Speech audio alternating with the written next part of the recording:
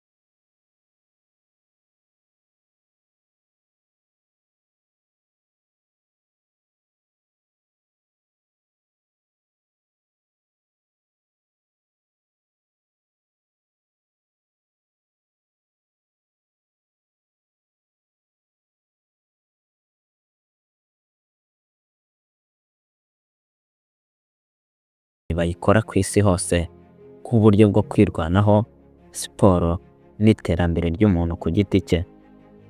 Yagize uruhare mu iterambere ry'indi mikino nka kickboxing, Krav Maga na MMA mixed martial arts.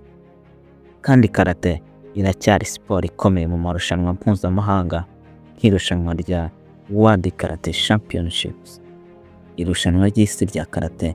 Ndetse uyu mukino ukomeje gutera imbere ku buryo budasanzwe, nk'uko twabonye ko ukomoka mu Buyapani kandi ugafasha mu myitozo y'umubiri no mu mitekerereze. Ugira uruhare mu mibereho y'abawukora, ukaba ukomeje gukundwa hirya no hino ku isi. Mwakoze kuntega amatwi. Nge ndi Blaze Brain Warrior. Hasta la vista. Kora subscribe, like, share na comment. Tuvane mu bindi biganiro by'ubwenge bikurikira, kandi ntucikwe n'amahirwe iyi kampani itanga. Iri ni rya shuri ryabaye ikimenya bose mu gutanga ubumenyi bufite ireme kandi mu gihe gito. Ese wifuza kumenya gukoresha mudasobwa, kudekarara serivisi zitandukanye nk'iz'Irembo, Rwanda Revenue Authority ndetse n'izindi?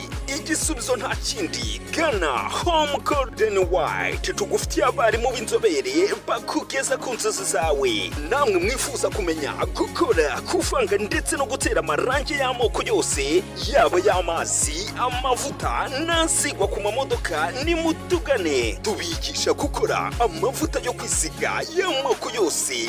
Namwe mwifuza kumenya gukora amasabune y'amoko yose, yaba asukika, liquid soap, ayifu, powder soap, nakomeye, solid soap ndetse na shampoo, nimutugane amarembo arakinguye. Akarusho kandi abiga gukora amasabune mwigira ku ruganda mukarushaho gukarishya ubumenyi. Namwe rero mwifuza gutangira business zanyu, tubigisha tukanabahugura uburyo watangira business iciriritse kandi ku gishoro gito cyane, nawe ugatangira gukirigita ifaranga. Ku bifuza kutugana mwadusanga aho dukorera mu karere ka Kamonyi ahazwi nko ku Masuka. Mwanaduhamagara kuri 078 191 854 0 cyangwa 079 82 20 8. Wow! Home Golden White ubaye igisubizo ku Banyarwanda.